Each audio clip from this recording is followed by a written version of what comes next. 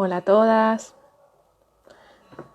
Estamos esperando a que se conecte nuestra entrevistada de hoy. Muchas gracias por seguirnos. Vamos a esperar unos minutitos que se conecten más personitas.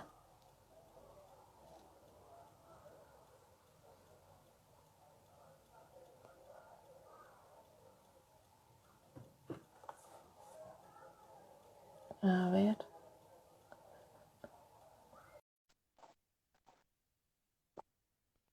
¿A qué se conectó nuestra entrevistada? Ahí va. Perfecto. ¿Qué Bueno, tal? pero estamos aquí. Buenas tardes. ¿Me oyes bien? ¿Me escuchas bien? Te escucho bien. Yo a ti también. Perfecto. Pues si te parece, esperamos 2 minutitos a ver si se une alguna personita más y empezamos la entrevista. Muy bien. Vale, para los que no se acuerdan, estamos aquí en la segunda entrega de Espacio Transparente. Y hoy tenemos a la maravillosa Marcos Ventura con nosotros para dar un poquito pues, de su experiencia como persona no binaria y de las realidades que nos atañen, ¿vale? Pues un minutito más que ya se va sumando alguna gentita linda y ya empezamos.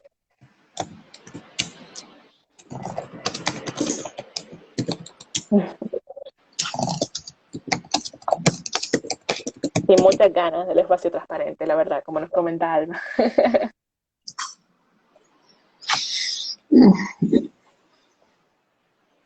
Ah, ahora estoy viendo los comentarios. No está bien, vale. No sabía si como invitada los podías ver, Sí, pero sí ahora sí. que... Genial, a ver si tenemos alguna preguntita interesante ya para el final, que siempre está guay interactuar con los compas que nos ven. Vale.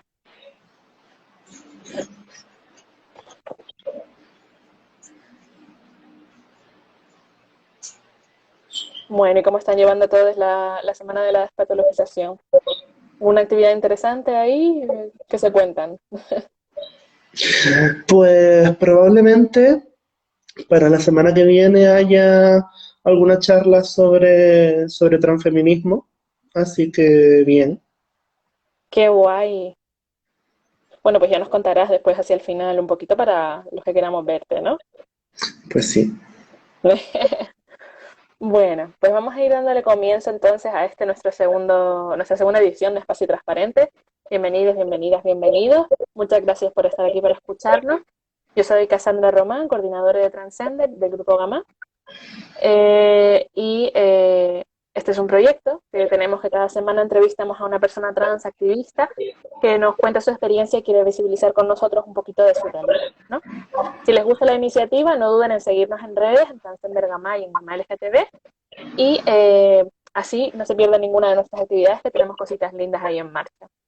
Si eres una persona trans y vives en Canarias, pues si estás buscando un espacio seguro entre iguales, pues te esperamos con los brazos abiertos y estaremos encantados de recibir. Esta semana les traemos a nuestra querida Marcos Ventura, que es una persona trans no binaria cuyo pronombre es ella, que actualmente reside en Tenerife y tiene una amplia trayectoria en el activismo y en la política. Es activista desde 2013 en los ámbitos LGTBI y juvenil, es jurista de profesión y también es vicepresidenta de nuestro colectivo de Gama. También ha sido coordinadora del grupo de políticas trans de la LGTB. O sea que tenemos aquí a una gran activista con mucha experiencia. Bueno, con muchos años de trabajo. Eso Y sí. también muy humilde. Bueno, pues vamos a empezar, si te parece, hablando un poquito de tu experiencia en el mundo del activismo. Como dijimos antes, estás en el mundo del activismo desde 2013 y me gustaría preguntarte por qué decidiste dar ese paso, ¿no? ¿Cómo era Gamal, los círculos LGTB de Las Palmas en esa época? ¿Cómo fueron esos primeros pasos que diste en el mundo del activismo? Un poquito tu experiencia. Bueno, son como muchas preguntas juntas, pero Tú tranquilo. las vamos desgranando.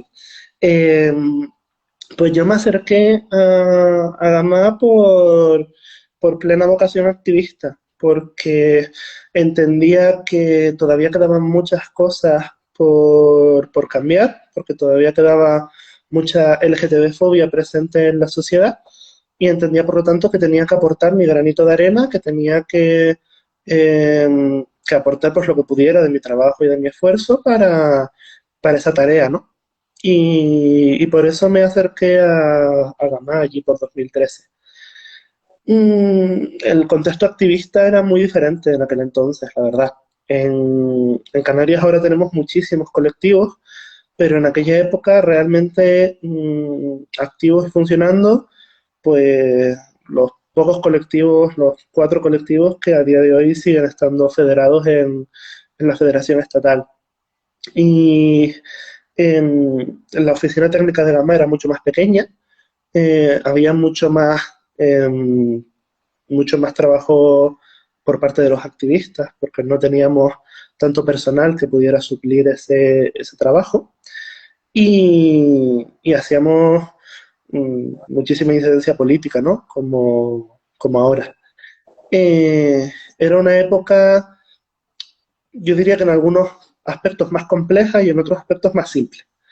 Era una época un poco más compleja porque, bueno, aunque Gamaya era una entidad consolidada en aquella época, no tenía la potencia que tiene ahora, ¿no? La cantidad de proyectos que tiene ahora, etcétera.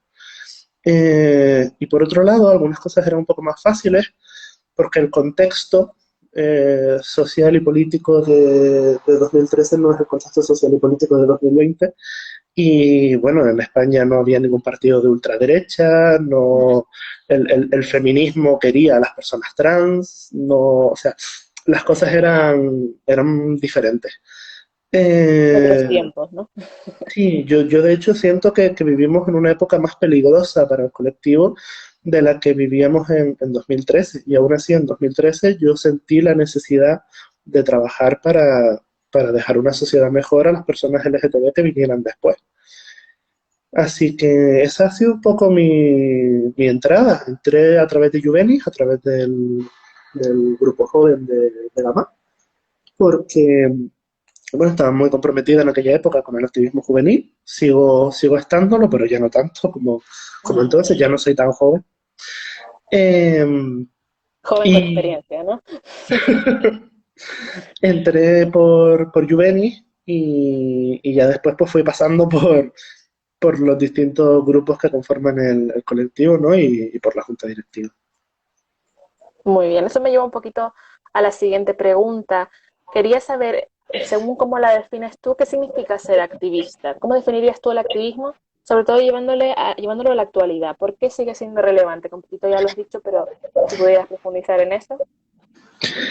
El activismo yo lo entiendo que es un compromiso personal con unas eh, ideas y con un objetivo para cambiar y mejorar la sociedad.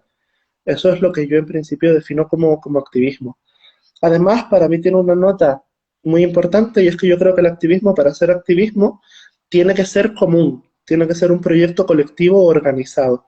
Yo nunca he pensado que el activismo individual, el activismo que hace una persona por su cuenta, realmente eh, pueda considerarse el mismo activismo que el que se hace en colectivos en los que se reúnen mucha gente para aportar su inteligencia colectiva, sus propias experiencias y para sacar proyectos en común, ¿no?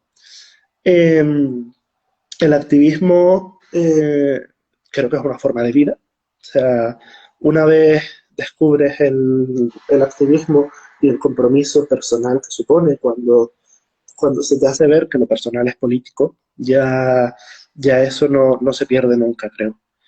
Y produce un cambio bastante importante en las personas y produce un cambio muy importante en la sociedad, que es clave. Creo bueno, que el activismo LGTB ha demostrado que en apenas 50 años hemos conseguido pasar de ser consideradas personas enfermas y delincuentes a tener casi todos nuestros derechos garantizados, porque los de las personas trans no lo están todavía, pero casi todos nuestros derechos garantizados, leyes que nos protejan, presidir grandes corporaciones, presidir gobiernos y creo que pocos movimientos sociales han conseguido cambios tan profundos en tan poco tiempo.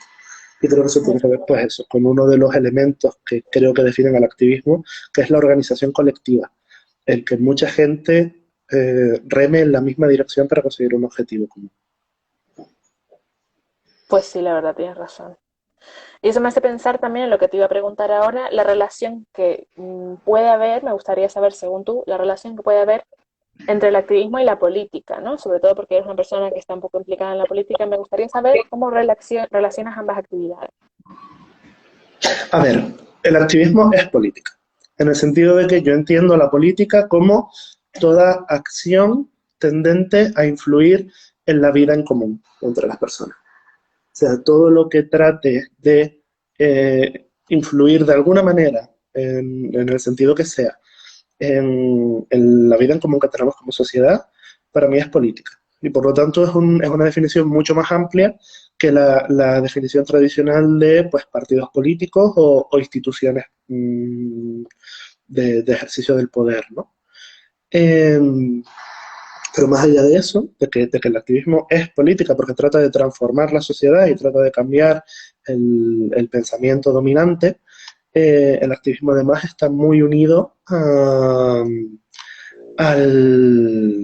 la política partidista y a la política institucional, porque fue una decisión consciente del activismo de infiltrar a gente, por así decirlo, en las organizaciones políticas y en los órganos de poder, porque entendíamos que esa era una de las formas más rápidas de conseguir cambiar la sociedad, ¿no? Desde las estructuras que la dirigen.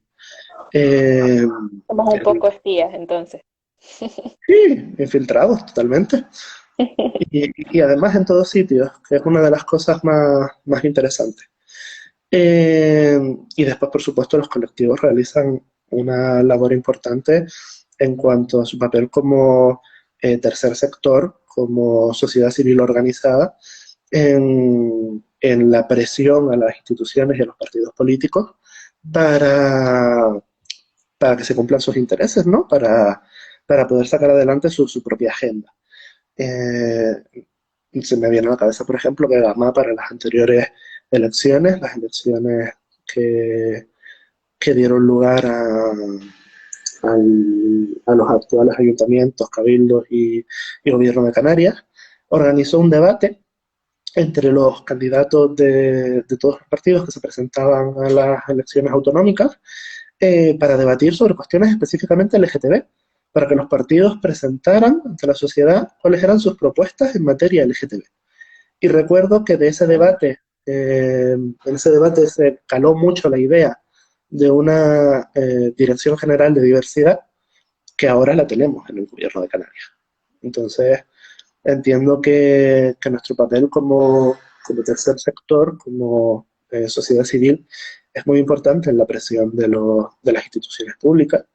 Y de hecho, eh, Gama participó activamente en la elaboración de la ley trans que tenemos actualmente en Canarias, la del 2014.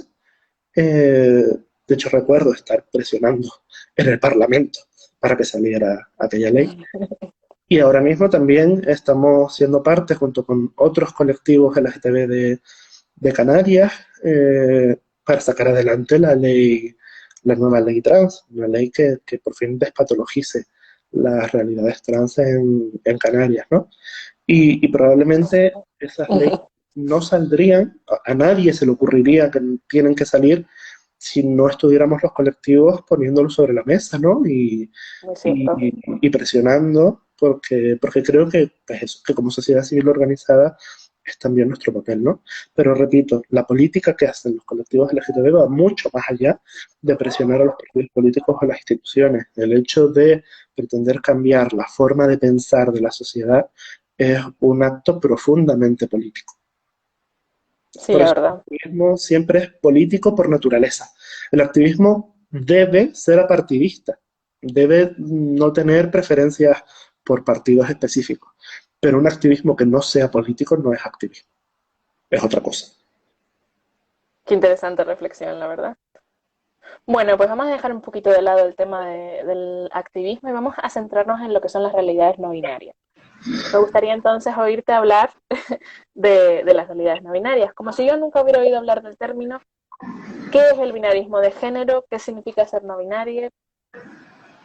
Cuéntame.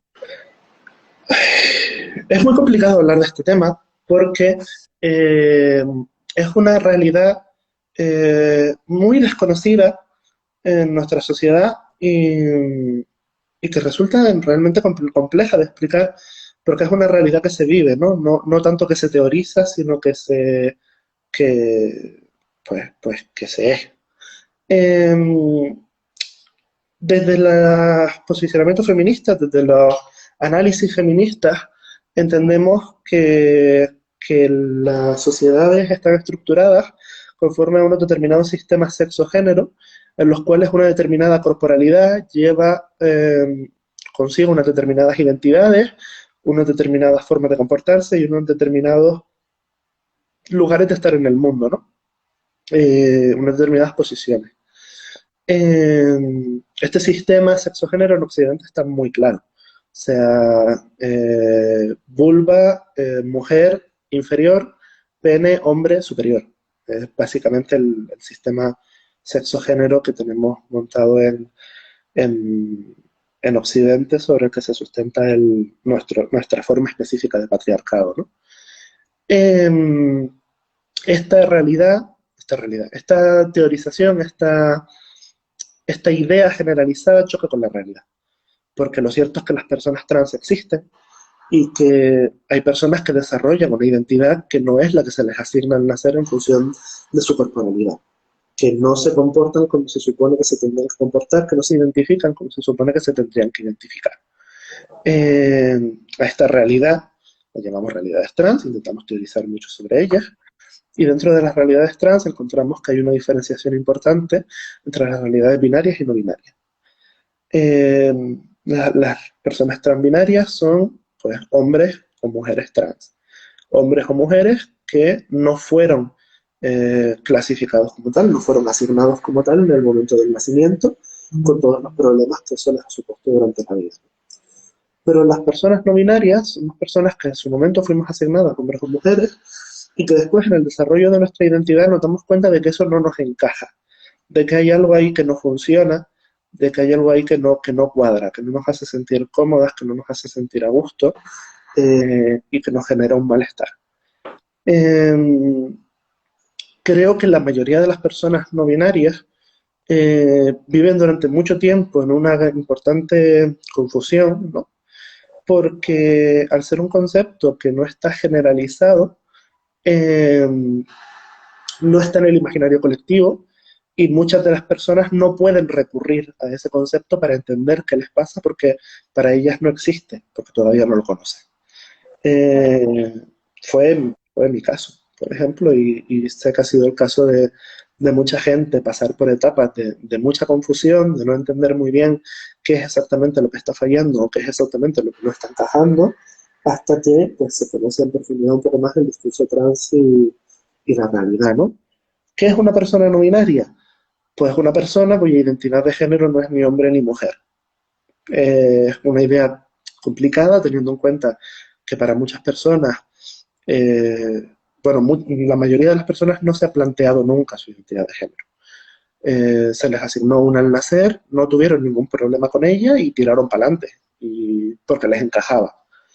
Las personas que nos hemos tenido que plantear nuestra identidad de género porque algo no encajaba, algunas han encontrado que lo que les encajaba era la opuesta según el sistema binario que rige nuestra sociedad y eso les abre un camino bastante marcado del que te puedes acercar más o alejar más, dependiendo de tu propia identidad, ¿no? Pero que al final es una guía a seguir, tanto para acercarte como para desviarte, mientras que las personas no binarias, que sabemos que no encajamos en ninguno de esas identidades que establece nuestro sistema sexo-género binario, pues tenemos un poco que ir a ciegas, tanteando qué es lo que sirve para nosotras y qué es lo que no sirve para nosotras a nivel particular e individual, ¿no? Y así tenemos personas no binarias que no realizan ningún tipo de tránsito, ningún tipo de cambio, ni a nivel social, ni a nivel legal, ni a nivel hormonal, ni a nivel quirúrgico, ni a ningún nivel. Personas trans no binarias que transitan a una expresión de género o a una corporalidad que se asocia con el género binario opuesto, aunque no se identifiquen con él. Personas trans no binarias que buscan la androginia, personas trans no binarias que estamos pues un poco perdidas en la vida, buscando cuál es esa forma de estar en el mundo que realmente nos permita sentirnos a gusto, ¿no? Es algo muy complejo y es difícil de asumir, es difícil de entender. Que pueda haber gente que no se identifica con ninguna de las dos categorías que nuestra sociedad establece como básicas. Pero tenemos que saber que es una realidad antropológica, o sea, que sabemos de muchas sociedades en las que su sistema sexo-género no se organiza en función de un binario complementario y excluyente entre sí. O sea, hay muchas sociedades en las que no solo existen hombres y mujeres, sino que existen más categorías. Entre ellas la de los nativos americanos, por ejemplo, la mayoría incluían una categoría conocida como dos espíritus, que es una categoría de género, una tercera categoría de género que se sale del prebinario, eh, y bueno, y muchas otras culturas. En Occidente no lo tenemos interiorizado, pero es algo que en el movimiento trans se va abriendo paso poco a poco, que la realidad es que cuanto más gente conoce que esta posibilidad existe, más gente se identifica con ella y más gente empieza a vivir su vida de una forma más cómoda y más feliz. Y que no podemos teorizar en contra de la realidad. O sea, Muy si, cierto. si hay personas que para vivir su vida y sentirse que realmente están viviendo su vida y no están interpretando un papel o una ficción, se tienen que identificar como personas no binarias, pues eso es un hecho. Y la teoría tendrá que explicar ese hecho, pero nunca puede negarlo. Muy cierto. Entonces, un poquito ya lo mencionaste, pero eso me llevaría a plantearme lo que se plantea tanta gente, ¿no? Esa confusión que tienen entre el sexo y el género. ¿Qué diferencia habría para esas personas que están confundidas? La realidad es que no son conceptos tan simples de explicar, porque el problema es que son conceptos en los que no nos hemos puesto totalmente de acuerdo, porque diferentes líneas de investigación definen esas palabras de forma distinta, ¿no? Para muchas personas, eh, el sexo se correspondería con las características corporales que diferencian a las personas entre machos, hembras o personas intersexuales, ¿no? Las características pues, genéticas, gonadales, eh, hormonales, la genitalidad, los caracteres sexuales secundarios. Este tipo de cuestiones para algunas personas se ha definido como sexo, ¿no? Incluso como sexo biológico, lo cual en esa definición es un poco redundante. Pero sin embargo, para muchas corrientes de la sexología, el sexo es algo mucho más amplio que incluye también nuestra forma de actuar, nuestra forma de estar en el mundo, nuestra identidad. Eh, por lo tanto, tampoco es un concepto tan cerrado y tan unívoco como algunas personas nos quieren hacer creer. Desde luego, si lo miras desde la perspectiva de la biología, lo miras desde la perspectiva de la historia, lo miras desde la perspectiva de la sexología o de la filosofía, el sexo van a ser cosas distintas desde cada una de estas formas de abordarlo, ¿no? Y después está el género. El género, que es un concepto que en principio surge de la teoría feminista para explicar las diferencias existentes entre los hombres y las mujeres, y que con el tiempo va adquiriendo un significado más profundo conforme otros grupos van utilizando las teorizaciones feministas para seguir sus propios objetivos, ¿no? Y van profundizando un poco en la idea del género. Y el género empieza a verse para algunas personas como una identidad, eh, al igual que como para otras personas sigue siendo un sistema de opresión, ¿no? Y tenemos un problema montado porque tendemos a darle muchísima importancia a las palabras y no tanto a los significados que esconden detrás. O sea, muchas veces tendemos a hacer una guerra con, con las palabras y no a intentar entender los significados, no a intentar entendernos en nuestra forma de expresar, ¿no? Yo ese fue un ejemplo. El argumento de que la bisexualidad es una orientación sexual binarista porque bi es un prefijo que significa dos. Bueno, pues a lo mejor resulta que la evolución de ese concepto es un poco más compleja que simplemente acudir a su etimología, ¿no? Igual, o sea, vale, el género se pudo acuñar para identificar una determinada estructura de opresión, no lo vamos a negar, pero eso no significa que el concepto no pueda evolucionar y adaptarse a distintas formas de entenderlo. Y lo mismo con el sexo, lo mismo con el sexo, que según estés hablando desde la biología o según estés hablando desde la sexología o incluso según estés hablando de la psicología, si hablas de la psicología, el sexo hace más referencia a la actividad sexual que a las características corporales, ¿no? Pero cuando intentas utilizar, cuando no intentas realmente debatir, sino solo intentas destruir al contrario, muchas veces te vale utilizar un galimatías de palabras para intentar desacreditar una posición, ¿no? Cuando realmente lo importante deberían ser los contenidos y las ideas, no solo las palabras con las que se expresan. Esto es como un rollazo. En resumen, yo cuando hablo de sexo, hablo de características corporales, eh, algunas son modificables y otras no, porque es cierto que a día de hoy no sabemos cómo cambiar el código genético y probablemente nunca lo sepamos, pero sí somos capaces de extirpar unos testículos, de generar una vagina, de cambiar los niveles hormonales. O sea, hay muchas cosas de las que tradicionalmente han formado parte de la definición del sexo que hoy son modificables a través de las intervenciones médicas. Pero yo suelo hablar de características corporales mayoritariamente no modificables, mientras que el género pasaría a ser una identidad y una forma de estar en el mundo, ¿no? Esa es una de las definiciones que solemos usar en el activismo. Y hablamos de que el sexo y el género no tienen por qué estar vinculados como la sociedad tradicionalmente entiende que deben estarlo. O sea, que puede haber personas que tengan una determinada corporalidad y no desarrollen la identidad que está asociada a esa corporalidad en nuestra cultura. O sea, puede haber personas con un sexo que no tengan el género que tradicionalmente se asocia a ese sexo. Desde el colectivo solemos utilizar esta definición. Ahora, nada nos impide como colectivo alterar las definiciones para sobreponernos a este intento de utilizar las palabras en contra de los debates en profundidad, ¿no? Pero la realidad es que siempre vamos a estar hablando, por un lado, del cuerpo y por otro lado, de la identidad de las personas, que son dos cosas que creemos que tienen que estar necesariamente vinculadas y la realidad es que no tiene por qué. La realidad lo demuestra. Claro, la verdad es que es mucho más complejo de lo que parece inicialmente, ¿no? Muy interesante. Me gustaría también que habláramos, mencionaste un poquito, pero hay personas que utilizan el término transgénero para referirse a las personas trans que no se operan.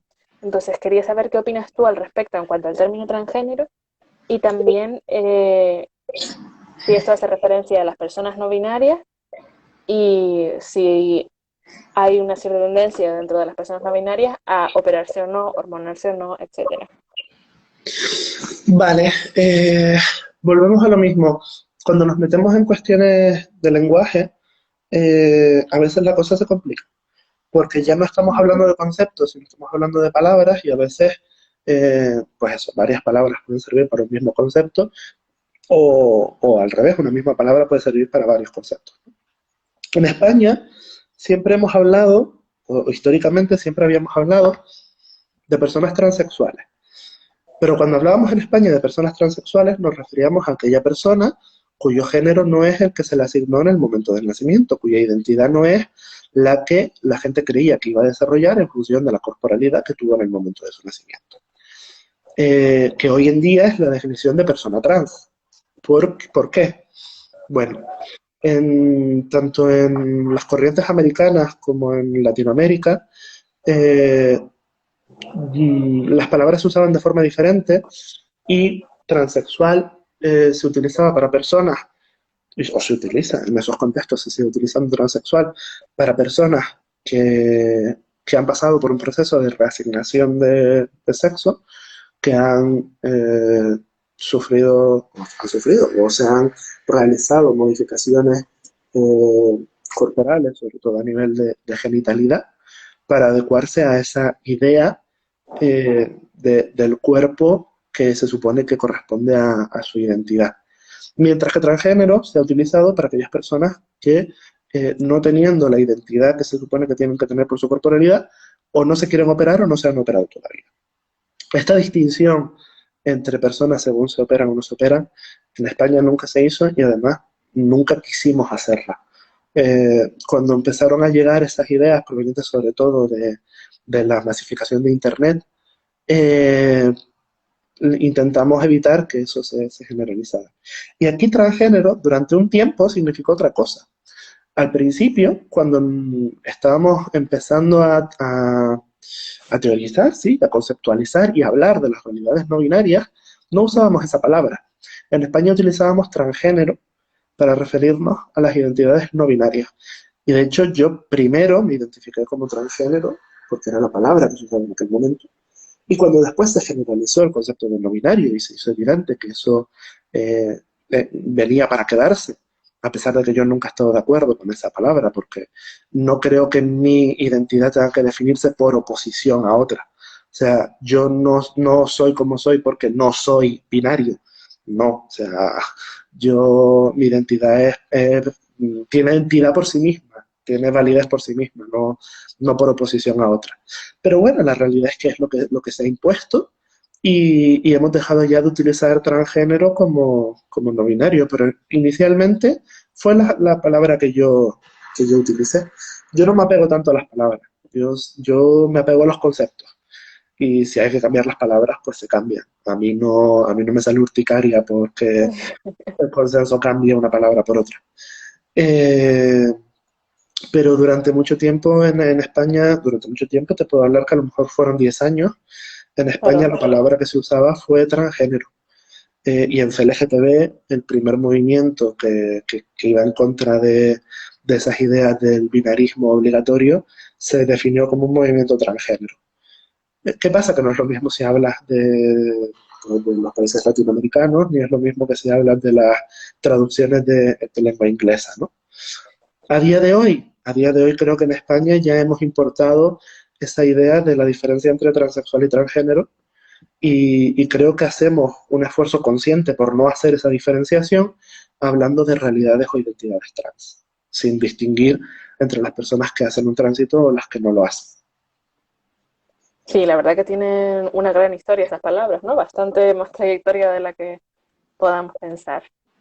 Quería hablar también de los referentes, ¿no? En cuanto a nosotros como personas trans, hemos crecido con una falta de referentes culturales, ¿no? Muchas veces no somos conscientes, como dijiste antes, de que nuestra realidad es compartida, de que hay otros como nosotros, hasta que ya somos adultos. Entonces me gustaría saber si tú, en tu caso particular, tuviste algún referente y también si en el día de hoy tú aprecias que el imaginario español u occidental, si ampliamos un poquito el radio, cuenta con los suficientes referentes, particularmente dentro de lo que es las personas no binarias.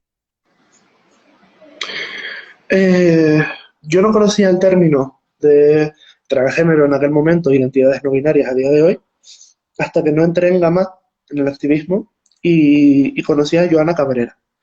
Joana Cabrera fue la persona que a mí me abrió esta posibilidad, que me enseñó este concepto, que me permitió comprender que esa era una forma posible de vivir y de entenderme a mí mismo. Y para mí ha sido mi gran referente durante todos estos años. De hecho, años después me di cuenta de que había cogido cosas de ella incluso sin darme cuenta. Por ejemplo, yo siempre defiendo que me siento más cómoda con el femenino porque me identifico como una persona trans no binaria y el género gramatical de persona es femenino. Pues años después descubrí que era el mismo discurso que tiene ella. Y, y no, o sea, cosas que coges sin darte cuenta, ¿no?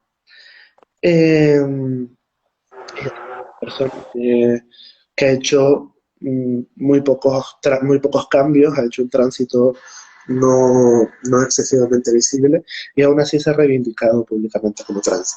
Y eso era algo que yo necesitaba porque yo no estaba en condiciones y sigo sin estar en condiciones de hacer un tránsito eh, a nivel hormonal o a nivel físico que pueda ser visible por cuestiones de salud. Pero me sigo reivindicando como una persona trans porque si no, siento que estoy interpretando un papel que no me identifica. Entonces, pues ha sido muy, muy importante tenerla como referente en el colectivo. Si no lo hubiera tenido, pues mi vida habría sido diferente y si no lo hubiera conocido, ahora me entendería de otra forma y probablemente seguiría con muchas de las dudas y confusiones que tenía en aquella época y no enfrentaría el mundo y no enfrentaría la vida como lo hago ahora. Eh, si tenemos referentes como comunidad, pues yo creo que francamente no. Creo que tenemos pocos. No es que no haya ninguno, ya se empieza a hablar de la realidad de las personas no binarias. eh, tenemos a Sam Smith, tenemos a India Moore, ya tenemos algunas personalidades que se identifican públicamente como personas trans no binarias y eso es importante porque permite visibilizarlo, ¿no? Permite que la gente entienda que no está sola y conozca que estas realidades existen. Pero es necesario que sea mucho más visible y que sea eh, mucho más generalizado en la salida del armario como persona trans no binaria. En mi posición de persona trans no binaria y bisexual visible que hace activismo, he tenido la posibilidad de hablar con mucha gente que me reconocían que se identificaban como personas trans no binarias o también como personas bisexuales, pero que no se iban a visibilizar como tales. Y eso es una realidad bastante grande porque hay mucha gente o que quiere hacer una transición que se puede entender como la del sexo opuesto y que por lo tanto pueden pasar como personas transbinarias y prefieren decir simplemente que son hombres o mujeres y no tener que estar explicando lo que es la realidad no binaria, porque tenemos que estar explicando tu identidad a todo el mundo continuamente. Es bastante, Cansado, ¿no? es muy, muy complejo. Hasta personas que no quieren hacer tránsitos y que por lo tanto sienten que van a ser juzgadas de forma continua y permanente, lo cual es cierto, no voy a decir que no es verdad, ese juicio permanente y ese constante no creerse tu identidad, no creer lo que tú estás transmitiendo, va a pasar, a día de hoy va a pasar. Eh, si tuviéramos más referentes, probablemente menos gente negaría nuestras identidades o las pondría continuamente en duda. Eh, yo creo que nos necesitamos, de todas formas, como personas trans sí tenemos muchos referentes. Para mí, Marsha P. Johnson y Silvia Rivera bueno, creo que son el inicio del movimiento LGTB tal como lo conocemos hoy. Y, y son dos personas, dos mujeres trans concretamente. Y en España hemos tenido muchas personas trans. A mí, eh, Monse, la presidenta de la MA, me parece que es un gran referente para todas las personas trans, porque ha tenido una vida muy dura, ha sufrido muchísima represión y sin embargo ahí está luchando al pie del cañón por los derechos de todas. Creo que es una persona maravillosa y que se aprende muchísimo, muchísimo de ella. Yo intenté hasta cierto punto abrir camino a las personas no binarias o a las personas trans que no quieren transitar. Eh, cuando decidí coger la coordinación del grupo de políticas trans de las LGTB, lo hice como un acto pues, de responsabilidad activista, porque entendía que ese grupo necesitaba gente comprometida en la coordinación, pero además también lo hice como un intento de generar espacios de visibilidad y empoderamiento, tanto para las personas no binarias como para las personas trans que quieren no transitar, porque es una Claro, realidad que existe y que es válida. Pero es muy difícil, es un posicionamiento muy difícil, porque efectivamente no tenemos referentes. Y en España especialmente tenemos muy pocos, lamentablemente. claro. Hay muy pocos, efectivamente. La importancia tan grande que tiene no contar, rodearse con personas que nos entiendan o que nos puedan ayudar a entendernos a nosotros mismos, ¿no?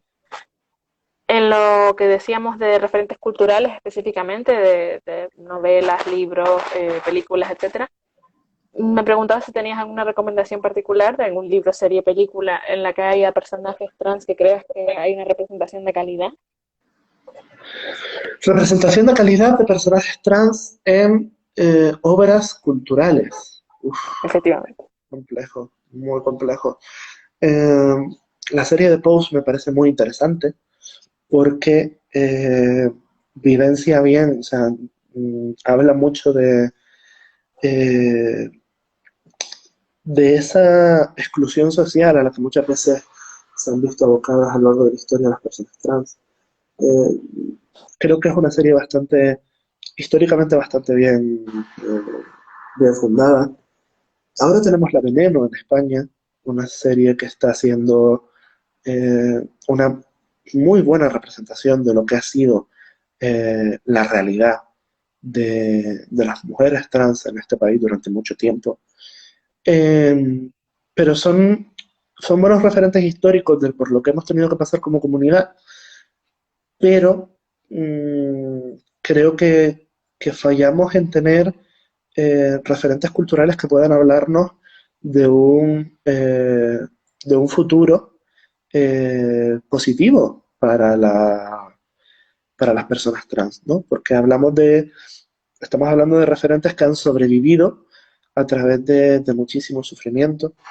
Y bueno, desde el activismo, cuando buscamos referentes, nos gusta también intentar dar pues, un poco de esperanza a la gente, ¿no? De decirles que pueden vivir sus vidas y que pueden llegar a ser felices, ¿no? Claro, Y eso con las personas trans está resultando bastante complicado, la verdad. la verdad que sí. Bueno, hablando sobre todo de esa dificultad que mencionaste que estamos teniendo en la actualidad las personas trans, sobre todo dentro de ámbitos como el feminismo, sabemos que hay personas que nos niegan el derecho de vivirnos de acuerdo a nuestro género real, ¿no? Les chirría que usemos los pronombres y el nombre que se nos venían impuestos, que nos presentemos con una expresión de género que ellos no esperan de nosotros. ¿Por qué crees que se da esta circunstancia? ¿Por qué crees que estas personas sienten que nuestra libertad es un ataque directo hacia ellas? Esa es una pregunta compleja. Voy a coger un segundito. Sí, tranquila. Todas mis preguntas son complejas, no sé por qué. Porque Muchas estamos gracias. hablando de una realidad muy compleja.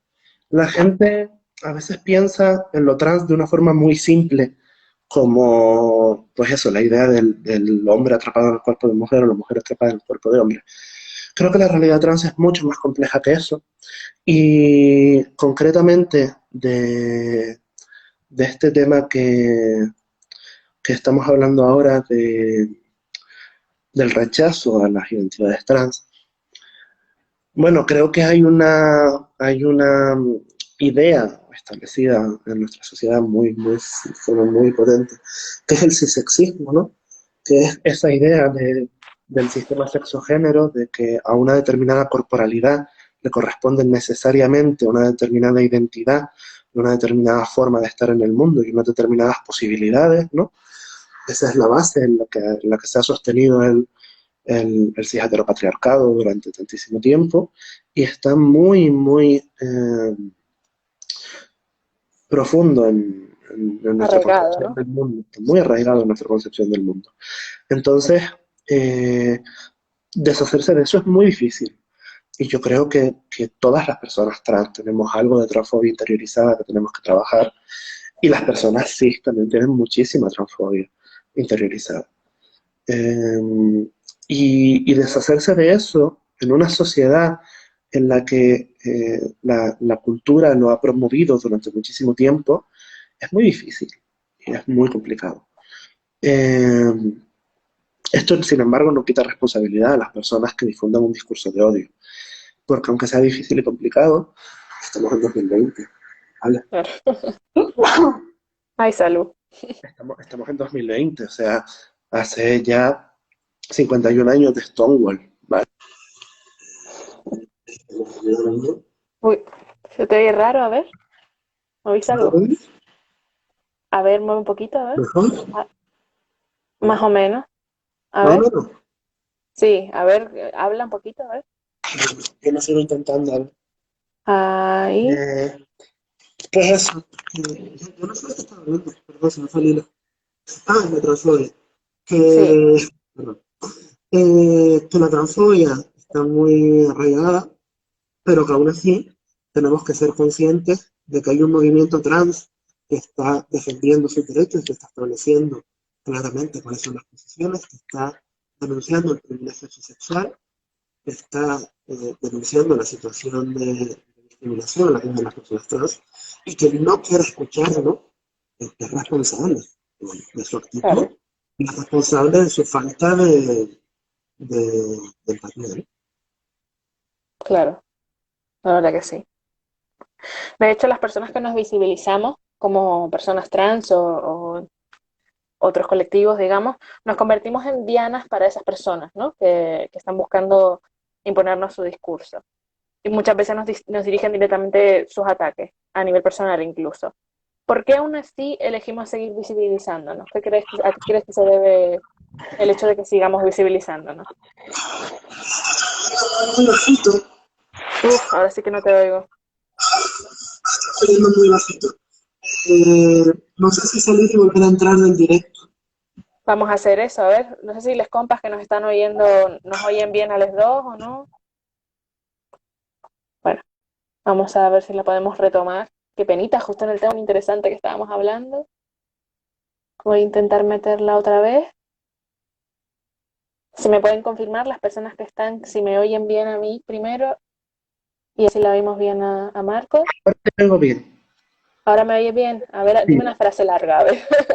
Uy, una frase larga. España se constituye Perfecto. en un Estado social y democrático de derecho que Perfecto, cariño.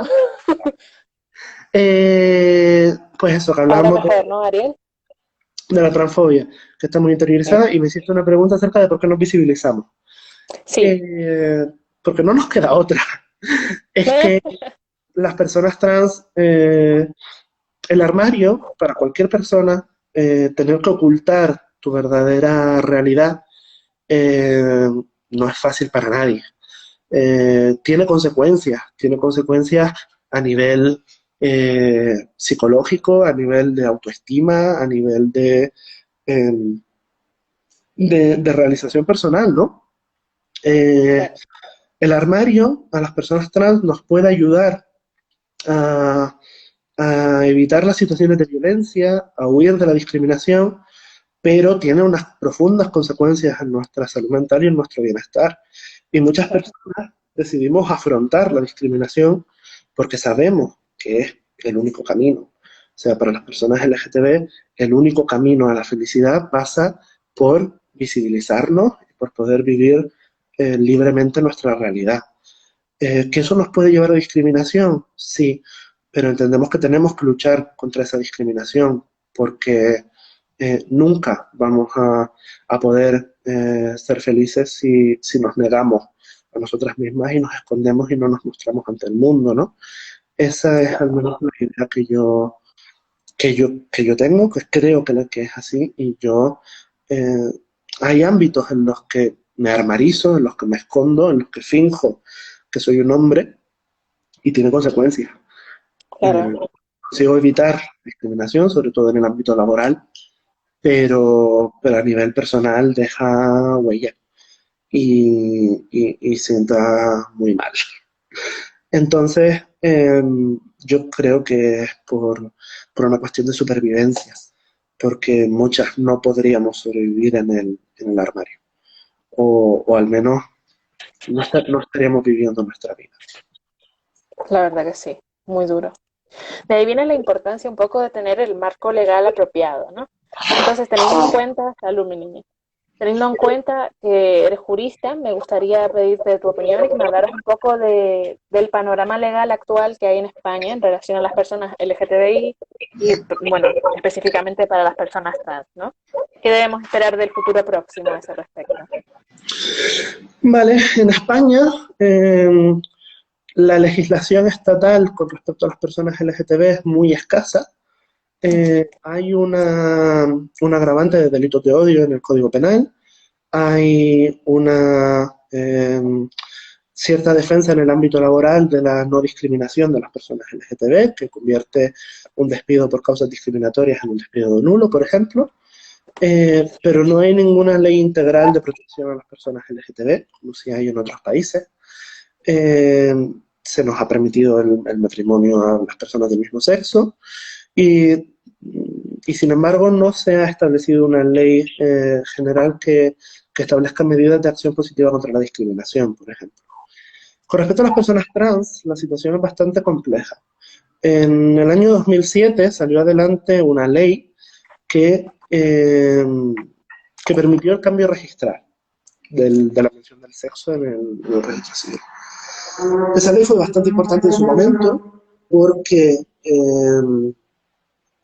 hasta ese momento, para poder cambiar el sexo en el DNI, tenías que demandar al Estado y demostrar que tu corporalidad no correspondía a la que ponía en el DNI, con lo cual tenías previamente que haberte sometido a una cirugía de reasignación de sexo y además un médico forense tenía que validar que esa cirugía había salido lo suficientemente bien como para que tú pudieras demandar al Estado y tener tus derechos. Eso cambió, pero cambió dentro de un esquema que todavía sigue siendo patologizante, porque la ley actual requiere un diagnóstico psiquiátrico y al menos 2 años de hormonación, además de dejar fuera a las personas migrantes y a las personas discapacitadas y a las personas menores. Cosa que el Tribunal Constitucional cambió hace muy poco, declaró inconstitucional el no permitir el cambio registral a los menores de edad, pero lo cierto es que seguimos con una ley patologizante que requiere un diagnóstico psiquiátrico cuando la Organización Mundial de la Salud ya dijo en 2018 que las identidades trans dejaban de ser consideradas una enfermedad mental y requiere además de una hormonación, de una hormonación que no todo el mundo quiere o puede hacer. Entonces, en España además, dado que no vivimos en un estado unitario, sino que vivimos en un estado descentralizado, tenemos legislación autonómica y muchas comunidades autónomas han aprobado ya leyes integrales de protección al colectivo LGTB y específicamente leyes para protección de las personas trans. Eh, Muchas de estas leyes ya son despatologizadoras, incluyen además expresamente el principio de despatologización y de autodeterminación de género, como pueden ser las leyes que hay en Andalucía, en Valencia, en Madrid, etc.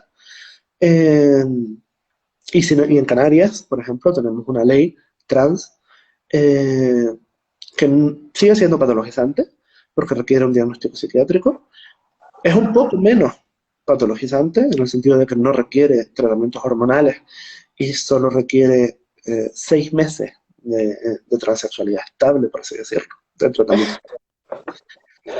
Es una burrada, pero fue lo que se consiguió en 2014 y establece una serie de derechos. En Canarias te puedes cambiar la tarjeta sanitaria, por ejemplo, y puedes cambiar, y tienes un protocolo para cambiar tu nombre en los centros educativos, eh, pendientes de la consejería, también en la Universidad de La Laguna. La Universidad de Las Palmas todavía no ha querido aprobar este protocolo, a pesar de que lo hemos intentado, pero esperamos que, dado que ya se hace en todos los centros públicos de la Consejería de Educación y se hace también en la Universidad de La Laguna, la Universidad de Las Palmas de Gran Canaria no se queda todavía durante mucho tiempo. El cambio de la tarjeta sanitaria, el cambio en el ámbito educativo, ha cambiado el protocolo sanitario para atención a las personas trans en Canarias y está empezando a aplicarse este cambio con el nombramiento de los coordinadores de casos en cada una de las provincias del archipiélago. Va a empezar a hacer una atención a la salud trans mucho más individualizada. Uy, salud. Ay, mi niña. No pasa nada, tranquila. Una atención mucho más individualizada, mucho más basada en las necesidades de cada persona, ¿no? Pero es cierto que la legislación nos tiene bastante desamparadas actualmente y que las personas trans somos uno de los pocos colectivos legalmente discriminados en este país, a pesar de la prohibición general de discriminación del artículo 14 de la Constitución española. Entonces, estamos trabajando para que esto cambie desde el activismo. Tenemos, por ejemplo, una propuesta de ley trans e intersex para Canarias, que ha sido apoyada por todos los colectivos del archipiélago y que supone la despatologización total, el reconocimiento de la autodeterminación del género, que no es otra cosa que decir que tu identidad solo puedes expresarla tú, nadie Claro, puede validar desde fuera lo que hay en tu fuero interno, eso es imposible. Además, incluirá expresamente a las personas no binarias, reforzará la atención sanitaria, la atención a los menores, y en el ámbito laboral va a ser una ley integral bastante importante para las personas trans en el ámbito de nuestra comunidad autónoma. Y en nivel totalmente. estatal se está trabajando en una ley integral LGTB eh, que incluya en su interior una ley integral trans que incluye los principios de despatologización, de autodeterminación y la protección a las personas no binarias, a las personas menores, a todas las personas contra la transfobia, ¿no? En todos los ámbitos. Claro. El Ministerio de Igualdad parece bastante comprometido con ello y de hecho ha sacado una mesa trans para trabajar sobre esta legislación en la que participo en representación de GAMA, lo cual es un orgullo importante para mí. La verdad que sí. Y estamos trabajando en ello y yo creo que puede salir. Ahora, es cierto que hay sectores sociales en este país que no lo permitirán sino con la resistencia y que tenemos que tomarnos muy en serio que nos estamos jugando el bienestar y la vida de mucha gente. Muy Porque cierto. hay personas trans que hemos tenido el apoyo suficiente para poder salir adelante, pero hay mucha gente trans que no, que se ha quedado en el camino. Y es algo que no podemos permitir que siga pasando. Claro, tenemos que luchar por todas. Te iba a comentar, en breve el directo va a echarnos. Entonces, como todavía nos quedan algunas preguntitas, si no estás cansada y a nuestros espectadores les parece bien, puedo cerrar el directo y abrir uno nuevo para poder terminar la entrevista. ¿Te Por parece bien? mí, perfecto. Bueno, pues si a los compas que nos están viendo les parece bien, voy a cerrar un momentito el directo y lo abro de nuevo enseguida. Se pueden volver a meter, ¿vale? Bueno, pues hasta ahora. Hasta ahora.